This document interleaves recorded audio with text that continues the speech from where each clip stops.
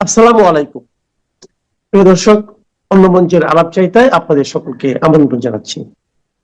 আসসালামু আলাইকুম। তারেক রহমান অনেক বাধা বিপত্তি পেরিয়ে দেশের মাটিতে পা রাখার সঙ্গে সঙ্গে আগামী নির্বাচন নিয়ে যে অনিশ্চয়তা ছিল, সেই অনিশ্চয়তার অনেকখানি কেটে গেছে বলে অনেকে মনে করছেন। মনে হওয়াটাই স্বাভাবিক। আমারও অনেকখানি সন্দেহ কেটে গেছে এমনটা বলতে পারি, কিন্তু আসলেই কি কোনো ধরনের কোনো সংশয় নেই? কোনো সংশয় নেই এমনটা জোর দাবি নিয়ে বলছেন প্রধান উপদেষ্টা প্রেস সচিব। আবার তার এগেনস্টে আন্তর্জাতিক গণমাধ্যম কি বলছে, কতটুকু নিশ্চয়তা অথবা অনিশ্চয়তা রয়েছে তারেক রহমান দেশে ফেরার পরেও নির্বাচনের ক্ষেত্রে। প্রধান উপদেষ্টা প্রেস সচিব শফিকুল আলম তিনি তার ফেসবুক স্ট্যাটাসে লিখলেন যে আসন্ন জাতীয় নির্বাচন ও গণভোট নির্ধারিত সময়েই অনুষ্ঠিত হবে, এ নিয়ে আর কোনো সংশয় নেই। রেকর্ড ভাঙা জনতা মৌসুমের সবচেয়ে তীব্র শীতকে উপেক্ষা করে ৩০০ ফিটে বিএনপির ভারপ্রাপ্ত চেয়ারপারসন তারেক রহমানকে স্বাগত জানাতে জড়ো হয়েছিল। এটি ছিল নির্বাচনের জন্য দেশের প্রস্তুতির স্পষ্ট প্রমাণ। আমরাও তেমনটা ভাবতে চাই, ভাবতে পারলে আরো ভালো হতো। কিন্তু আন্তর্জাতিক গণমাধ্যমের কথা বলছিলাম, তারা কি বিশ্লেষণ করছে? আল জাজিরা তার একটি বিশ্লেষণাত্মক প্রতিবেদন প্রকাশ করেছে মাত্র কয়েক ঘন্টা আগে, যার শিরোনাম হচ্ছে Bangladesh election, why BNP leader Tarique Rahman's return matters. বিশ্লেষণে বলা হচ্ছে, নানান ধরনের বিশেষজ্ঞদের মন্তব্য নিয়ে তুলে ধরে বলা হচ্ছে যে তারেক রহমানের প্রত্যাবর্তন বিএনপিকে শক্তিশালী করবে এবং বিশৃঙ্খলা ও সহিংসতার মধ্যে বাংলাদেশের রাজনীতিকে স্থিতিশীল করতে পারে।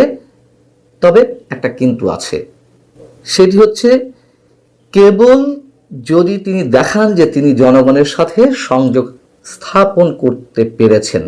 তার প্রত্যাবর্তন এমন এক সময় এলো যখন বাংলাদেশে রাজনৈতিক অনিশ্চয়তা ও উত্তেজনা তীব্রতর হচ্ছে।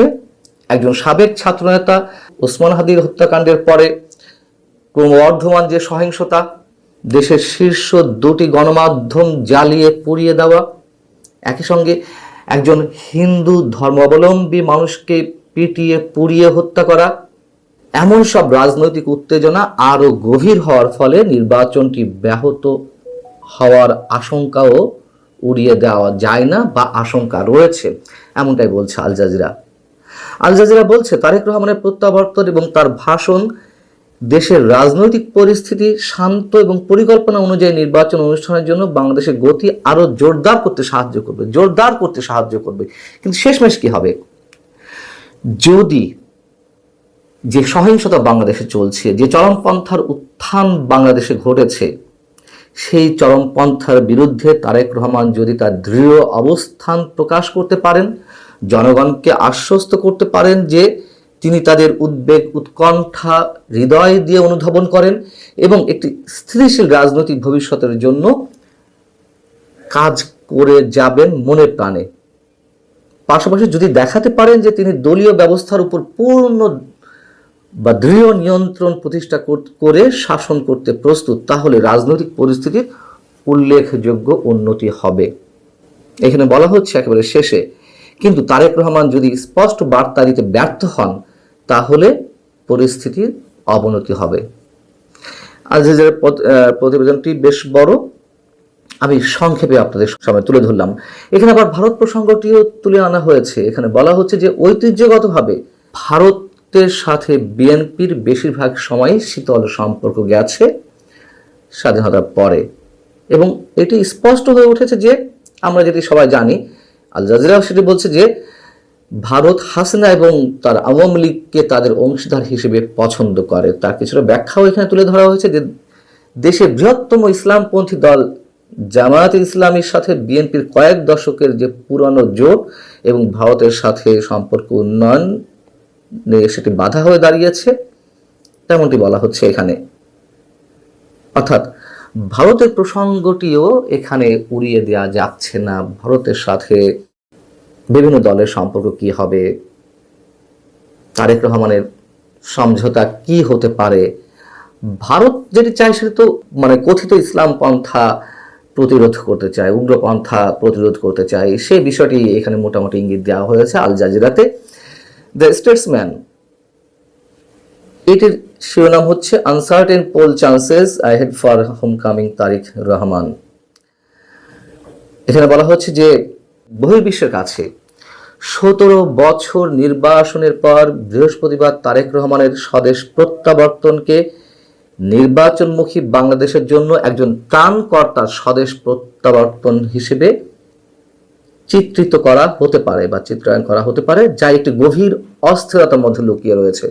অর্থাৎ আমরা অনেকেই যেটি আশা করছি যে নির্বাচনের অনিশ্চয়তা কেটে গেছে, একটা স্থিতিশীল বাংলাদেশের দিকে এগোবে, তারেক রহমানের জয় পাওয়ার সম্ভাবনা বেশি, কিন্তু এর মধ্য দিয়ে যে একটি অপ্রিয় সত্য, অপ্রিয় বাস্তবতা, সহিংস বাস্তবতা লুকিয়ে রয়েছে সেটি এখানে বলা হচ্ছে। এবং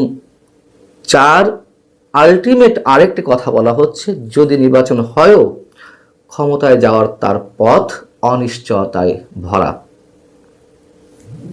স্টেটসম্যান বলছে, হাসিনা পরবর্তী বাংলাদেশে এমন খবর পাওয়া গেছে যে ইউনূসকে সমর্থনকারী বিশেষ একটি বাহিনীর একটি বিশেষ অংশ তারেক রহমানকে এখনো অবিশ্বাস করছে। ডক্টর ইউনূস সরকার, যেই সরকার যারা হাসিনা এবং আওয়ামী লীগকে নির্বাচনী ময়দান থেকে দূরে রাখতে চান, বেগম জিয়াকে ভেন্টিলেটরে রাখার সময় আরও উন্নত চিকিৎসার নিশ্চিত করার ব্যবস্থা এবং একই সঙ্গে তারেক রহমানের প্রত্যাবর্তন মসৃণ করা, পাশাপাশি তার ব্যাপক নিরাপত্তার আয়োজন করা, এসবের মাধ্যমে তারেক তার প্রত্যাবর্তনে উচ্ছ্বসিত হয়ে সংগঠিত প্রচারণা শুরু করবেন, এমনটা আশা করা যেতে পারে। এবং মোটামুটি বাংলাদেশের উপর তার একটা আধিপত্য বজায় রাখার তিনি চেষ্টা করতে পারেন, খুব স্বাভাবিক, যেহেতু আওয়ামী লীগ নেই, সবাই তাকিয়ে আছে বিএনপির দিকে। কিন্তু বলা হচ্ছে যে দাতা গোষ্ঠীর টাকায় রাষ্ট্রযন্ত্র ব্যবহারের মাধ্যমে অনুষ্ঠিত হতে যাওয়া নির্বাচনে তারেক রহমান নির্বাচনে কতটা সহজে জয়লাভ করবে তা নিয়ে যথেষ্ট প্রশ্ন রয়েছে। এই প্রশ্নগুলো তুলেছে স্টেটসম্যান এবং বলছে ঠিক আল জাজিরার মতন যে এটি সহজ নাও হতে পারে। সব শেষে এসে তারা সে কথা বলছে, সেটি নির্বাচন হওয়া না হওয়ার বিষয়ে বলতে পারে, বা তারা বলছে অথবা জামাত বা উগ্র ইসলামী পন্থা যে দলগুলো, তারা তারেক রহমানের পথের কাঁটা কতটা হয়ে দাঁড়াতে পারে সেই সংশয় থেকেই, দুটো বিষয়কে সামনে রেখেই তারা এই অনিশ্চয়তার কথা বলছে, নির্বাচন এবং পাশাপাশি নির্বাচন হলেও তারেক রহমানের ক্ষমতায় যাওয়াটা। এবং জামাতে ইসলামী সহ ডানপন্থী দলগুলোর যে ক্ষমতার বৃদ্ধি, ক্ষমতার চর্চা, এই সব কিছুই তো আমরা গত 16 মাস ধরে দেখছি। সরকারের ভর কেন্দ্র যে কটি রয়েছে তার মধ্যে অন্যতম ভর কেন্দ্র জামাতে ইসলাম, এবং এক ধরনের হুমকি তো জামাতে ইসলামের পক্ষ থেকে নির্বাচনকে কেন্দ্র করে দেয়া রয়েছেই গণভোট প্রসঙ্গে। সেই যে বলেছিল জামাতের আমির ডক্টর শফিকুর রহমান, গণভোট যদি আগে না হয় তাহলে নির্বাচনের জেনোসাইডে পরিণত হবে, তার এই কথার ব্যাখ্যা আজও আমরা পাইনি। ভালো থাকুন সবাই, আল্লাহ হাফেজ।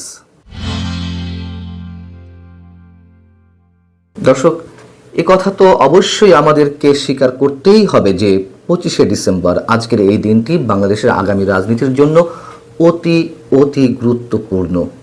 তার কারণ দেশের রাজনৈতিক মঞ্চের এই মুহূর্তে সবচেয়ে বড় এবং গুরুত্বপূর্ণ দল বিএনপির নেতা তারেক রহমান 17 বছর পর দেশে ফিরে এসেছেন, এবং তার এই দেশে ফিরে আসাকে কেন্দ্র করে যে নজিরবিহীন নিরাপত্তা ব্যবস্থা আমরা দেখলাম, তার মধ্য দিয়ে বেশ কয়েকটি প্রশ্ন আমাদের সামনে এসেছে। আমি সে বিষয়ে পরে আসছি। তিনি যে বক্তব্যগুলো দিয়েছেন তার অধিকাংশ বক্তব্য গতানুগতিক হলেও কিছু বক্তব্য খুবই গুরুত্বপূর্ণ, কিন্তু পুরনো হলেও একটি কথা নিঃসন্দেহে অসংখ্য মানুষের হৃদয়ে নাড়া দিয়েছে। সেটি হচ্ছে তিনি মার্কিন গণতান্ত্রিক আন্দোলনের অন্যতম নেতা, কৃষ্ণাঙ্গ নেতা মার্টিন লুথার কিং জুনিয়রের একটি বক্তব্যকে টেনে নিয়ে এসে বা উদাহরণ হিসেবে নিয়ে এসে তিনি একটি কথা বলেছেন। তিনি বলেছেন, আই হ্যাভ এ ড্রিম। আজ আপনাদের সামনে বলতে চাই, I have a plan for the people of country, for my country. Martin Luther king এর বক্তব্য কেন তিনি টেনে নিয়ে আসলেন? কর্মসূচিতে দেওয়া ভাষণের সময় মার্টিন লুথার কিং বলেছিলেন, আজ ও আগামীকালের কঠিন পরিস্থিতির মধ্যে থেকেও আমার এখনো একটি স্বপ্ন আছে। আমার স্বপ্ন হলো একদিন এই জাতি উঠে দাঁড়াবে শান্তি এবং অধিকার আদায়ের জন্য। কিংবদন্তি নেতা মার্টিন লুথার কিং জুনিয়র ছিলেন আমেরিকার একজন ব্যাপটিস্ট ধর্মযাজক এবং নাগরিক আন্দোলনের প্রধানতম নেতা, এবং তিনি মহাত্মা গান্ধীর অহিংস আন্দোলনকে পাথে হিসেবে নিয়েছিলেন। আর তার সেই অবদানের জন্য 1964 সালে মাত্র 35 বছর বয়সে তিনি নোবেল জয়লাভ করেন।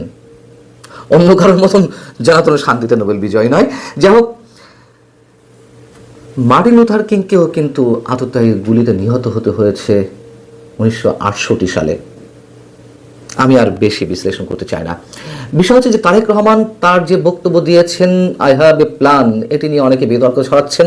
কি তার প্ল্যান? তিনি স্পষ্ট করে দিয়েছেন, তিনি আর যেসব কথা বলেছেন তার মধ্য দিয়ে তার প্ল্যানটি আমাদের সামনে চলে এসেছে। তিনি একটি সমতা ভিত্তিক বাংলাদেশ গড়তে চান। যদি তিনি সত্যি সত্যি তার এই চাওয়াটিকে তার নিজের বুকে ধারণ করেন, লালন করেন।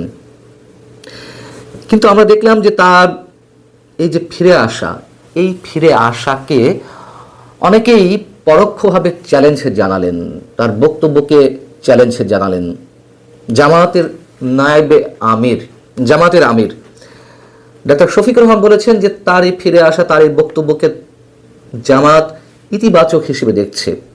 কিন্তু তিনি আবার বলছেন, বর্তমান রাজনৈতিক পরিস্থিতিতে ঐক্যের ব্যাপারে তারেক রহমান কি ভূমিকা রাখেন অথবা কি পরিকল্পনা আছে তার, এবং বাস্তবায়ন কিভাবে করবেন, এসব বিষয়ে জামাত নজর রাখবে। জামাত নজর রাখবে কিভাবে ঐক্য ধরে রাখেন। কেন, ঐক্য ধরে রাখতে গেলে কি শুধুমাত্র জামাতকে সাথে নিয়েই সব কাজ করতে হবে? সব কিছুতে জামাতের সুরে সুর মিলাতে হবে? এটা কি এক ধরনের পরোক্ষ হুমকি নয় যে জামাত নজর রাখবে?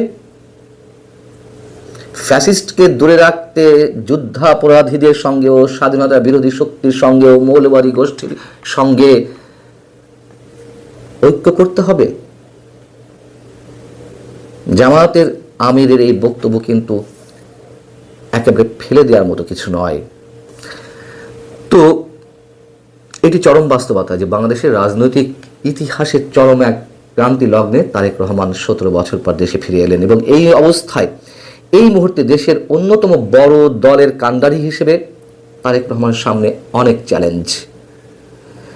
ডক্টর ইউনূস সরকারের অধীনে বহুমাত্রিক চ্যালেঞ্জের মধ্যে বিএনপি রয়েছে, যার কিছুটা ইঙ্গিত আমি এরই মধ্যে দিয়েছি। আর পাশাপাশি রয়েছে সঠিক সময়ে নির্বাচন অনুষ্ঠান নিয়ে এখনো পর্যন্ত সংশয়। এখন ডিসেম্বর শেষ, 1.5 মাসের মতো নির্বাচনের সময় বাকি আছে তফসিল অনুযায়ী। এখনো মানুষ সন্দেহের মধ্যে আছে নির্বাচনটি সত্যিই হবে কিনা। এবং একই সঙ্গে যে চ্যালেঞ্জটি তারেক রহমানের সামনে, তা হচ্ছে দেশের চরমপন্থী সংগঠনগুলোর যে বহুমাত্রিক উত্থান, সেটির সঙ্গে তিনি তাল মিলাবেন কিভাবে। এবং একটি কথা আপনাদের আমার নিজের জায়গা থেকে বলি, তারেক রহমান ফিরে আসা আগে, মাস খানেক আগে যে কোনো একটি বৈঠকে, অনলাইন বৈঠকে তিনি একটি প্রশ্ন করেছিলেন, যে বৈঠকে মোটামুটি যেই বিএনপির যে নেতাদের আমরা চিনি, টেলিভিশনের পর্দায় আসেন, টকশোতে কথা বলেন, এরকম কিছু নেতার সঙ্গে তিনি বৈঠক করছিলেন। তাদের কাছে একটি প্রশ্ন ছিল যে আপনারা কি চান, যদি বিএনপি ক্ষমতায় যায় তাহলে বিরোধী দলে আসলে কাকে দেখতে চান, আওয়ামী লীগকে নাকি জামায়াত ইসলামীকে? ওই বৈঠকে উপস্থিত বিএনপি নেতাদের অর্ধেক বললেন আওয়ামী লীগকে চাই, আর অর্ধেক বললেন জামায়াতকে চাই। এবং আমরা তো এও জানি যে বিএনপির মধ্যে এখনো জামাতপন্থী অবশ্যই উল্লেখ করার মতন অনেক নেতা রয়েছেন। জামাতপন্থী মানে যারা জামাতকে সঙ্গে নিয়েই হাঁটতে চান, রাজনীতি করতে চান, বিএনপির রাজনীতি করতে চান, সেই জায়গা থেকে আমি বলবো ঘরে বাইরে আরেকটি চ্যালেঞ্জ হচ্ছে তারেক রহমানের জন্য, যে ঘরে বাইরে তার শত্রু অনেক। এতদিন তিনি দেশের বাইরে থেকে নেতৃত্ব দিয়েছেন, নিয়মিত দলের সঙ্গে যোগাযোগ করেছেন, নিয়মিত ভিডিও কনফারেন্সের মাধ্যমে তিনি কথা বলেছেন, দলের নেতাকর্মীদের সঙ্গে টাচে থেকেছেন। কিন্তু দেশে এসে তিনি আসলে কতটা শক্ত হাতে নিয়ন্ত্রণ প্রতিষ্ঠা করতে পারবেন, অনেক বড় প্রশ্ন। এবং তারেক রহমান দেশের বাইরে থাকলেও বিএনপিকে ভাঙার জন্য আওয়ামী লীগের সময় অনেক চেষ্টা করা হয়েছে, বিভিন্ন এজেন্সি বিভিন্ন প্রলোভন দিয়ে দলের নেতাদের বের করে আনার চেষ্টা করেছেন। 24-এর নির্বাচনে আমরা সেটা দেখেছি, কিন্তু উল্লেখযোগ্য কোনো নেতা কিন্তু বের হননি। তারেক রহমানের কৃতিত্ব, সবচেয়ে বড় কৃতিত্ব এই 17 বছরের এটি যে দলকে তিনি ঐক্যবদ্ধ রেখেছেন। তারেক রহমানের এই মুহূর্তে শত্রু কারা? নিঃসন্দেহে ইসলামপন্থী বিশেষ কিছু রাজনৈতিক দল। এবং আমরা তো এও জানি যে তারেক রহমানের জীবনের শঙ্কা রয়েছে, জীবনহানির, জীবনের ঝুঁকি রয়েছে, সেটা তিনি নিজেও বলেছেন পরোক্ষ বা প্রত্যক্ষভাবে। শুরুতেই যে প্রশ্নটি করছিলাম, সেই জায়গা থেকে তারেক রহমানের ফিরে আসাকে কেন্দ্র করে যে নজিরবিহীন নিরাপত্তা ব্যবস্থা আমরা দেখলাম, সেটি বরং অনেককে আতঙ্কিত করেছে। তার মানে আমি বলতে চাইছি না যে তারেক রহমানকে কেন এরকম নজিরবিহীন নিরাপত্তা দেয়া হলো। অবশ্যই তার নিরাপত্তার প্রয়োজন ছিল। রাজধানী জুড়ে 4649 জন, আইন শৃঙ্খলা বাহিনীর 4649 জন সদস্য সমন্বয়ে এক নিশ্ছিদ্র নিরাপত্তা বলয় গড়ে তোলা হয়। পুলিশের পাশাপাশি এই কার্যক্রমে যুক্ত ছিলেন সেনাবাহিনী, র্যাব, বিজিবির সদস্যরাও। পাশাপাশি বিএনপির নিজস্ব নিরাপত্তা বাহিনী চেয়ারপারসন সিকিউরিটি ফোর্স CSF এর সদস্যরা তো ছিলই। খেয়াল করে দেখেছেন নিশ্চয়ই, যারা টেলিভিশন দেখেছেন দুপুরের দিক থেকে, তারেক রহমান বিমানবন্দর থেকে বুলেট প্রুফ বাসে উঠে রওনা দিলেন 12টার কিছু পরে। তিনি জনসভাস্থল পূর্বাঞ্চলের 300 ফুট এরিয়ায় পৌঁছলেন 3:30টারও পরে, অর্থাৎ প্রায় 3.5 ঘন্টার সময় চলে গেল মাত্র প্রায় 4 কিলোমিটার রাস্তা যেতে। কেন লাগলো? তাকে স্কর্ট করে নিয়ে যাচ্ছিল কয়েক শত সদস্য, আইন শৃঙ্খলা বাহিনীর সদস্যরা, বিজিবির সদস্য, পুলিশ সদস্যরা। কিভাবে নিয়ে গেলেন? বাংলাদেশের ক্ষেত্রে সাবেক প্রধানমন্ত্রী খালেদা জিয়া, সাবেক প্রধানমন্ত্রী শেখ হাসিনা, তারা তাদের প্রধানমন্ত্রীত্বের সময়ও যেভাবে চলাফেরা করেছেন আমরা দেখেছি যে রাস্তাঘাট ক্লিয়ার থাকে, আইন শৃঙ্খলা রক্ষাকারী বাহিনীর সদস্যরা রাস্তার পথচারী কিংবা রাজপথে যারা থাকেন তাদেরকে সরিয়ে দিয়ে 15 মিনিট 20 মিনিট আধা ঘন্টা আগে থেকে রাস্তা ক্লিয়ার করে, তারপরে বাঁশির ফু দিতে দিতে একেবারে তড়িৎ গতিতে চলে যান। এবং ওই সময়টিতে আশপাশের যাতে কোনো মোবাইল সক্রিয় না থাকে, মোবাইল জ্যামার ইউজ করা হয়। আমরা দেখলাম তারেক রহমানের ক্ষেত্রে এটি করা হলো না। কেন করা হলো না? এটি প্রশ্ন, এটি একটি গুরুত্বপূর্ণ প্রশ্ন, যে কি দরকার ছিল 3 ঘন্টা 3.5 ঘন্টার সময় নিয়ে এইভাবে? বাস চলছিল ঠিকই, কিন্তু নিরাপত্তা বাহিনীর সদস্যরা বাস ঘিরে শত শত সদস্য, তারা হেঁটে হেঁটে সেই বাসের তালে তালে তো নয়, তারা যে স্কট করে নিয়ে যাচ্ছিল তাদের সাথে সাথে তাল মিলিয়ে বাস চলছিল। আজ পর্যন্ত কোনো রাজনীতিবিদকে এ ধরনের নিরাপত্তা শুধু বাংলাদেশে নয়, সারা পৃথিবীর ইতিহাসে কখনো দেওয়া হয়নি, আমার জানার যদি কোনো ভুল না থেকে থাকে। নিশ্চিত করে বলা যায় যে এ ধরনের নিরাপত্তা কাউকে দেওয়া হয়নি আজ অবধি পৃথিবীর বুকে কোনো রাজনীতিবিদকে। তারেক রহমান তো এখনো প্রধানমন্ত্রী হননি। আমি আবারও বলি যে আমি তার নিরাপত্তা ব্যবস্থা নিয়ে কোনো প্রশ্ন তুলছি না, কিন্তু তার এই যে নিরাপত্তা ব্যবস্থা, সেখান থেকে কিছু প্রশ্ন জাগে, সেগুলো আমি বলছি। যেমন বিশ্বের সবচেয়ে কড়া নিরাপত্তা ব্যবস্থার মধ্যে কারা থাকেন? পাঁচজন ব্যক্তির যে নাম বলা যায়, তার মধ্যে একজন হচ্ছে মার্কিন প্রেসিডেন্ট বর্তমান সময় ডোনাল্ড ট্রাম্প, বা এর আগে যারা ছিলেন তারা, রাশিয়ার প্রেসিডেন্ট ভ্লাদিমির পুতিন, উত্তর কোরিয়ার প্রেসিডেন্ট কিম জং উন, চীনের প্রেসিডেন্ট শি জিনপিং এবং খ্রিস্টীয় ধর্মগুরু, ধর্মযাজক পোপ। এই মুহূর্তে সবচেয়ে ভালনারেবল যেই বিশ্ব নেতারা রয়েছেন তার মধ্যে একজন হচ্ছেন ভ্লাদিমির পুতিন। তিনি যদি কোনো জনসভায় যান বা দলীয় সভায় যান, তাকে কিভাবে হাঁটার গতিতে নিয়ে যাওয়া হয়, এইভাবে শত শত মানে আইন শৃঙ্খলা বাহিনীর সদস্যরা স্কট করে নিয়ে যান না তো। তারেক রহমানকে যেতে হয়েছে। এর মধ্যে দিয়ে আসলে কি প্রমাণ হলো? তারেক রহমানের জীবন ঝুঁকির মধ্যে রয়েছে, আমরা সবাই জানি, নিঃসন্দেহে জানি, আমি এটি নিজেও বিশ্বাস করি। এবং সেই ঝুঁকিটা কোত্থেকে? যতদূর জানা যায় কোনো